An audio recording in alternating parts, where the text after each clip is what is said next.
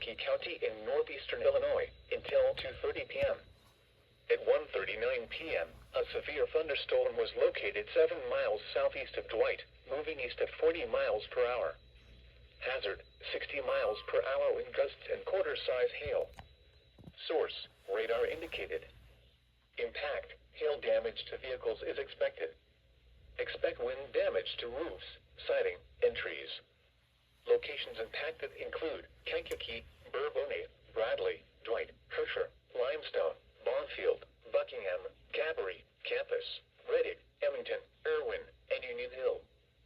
For your protection, move to an interior room on the lowest floor of a building.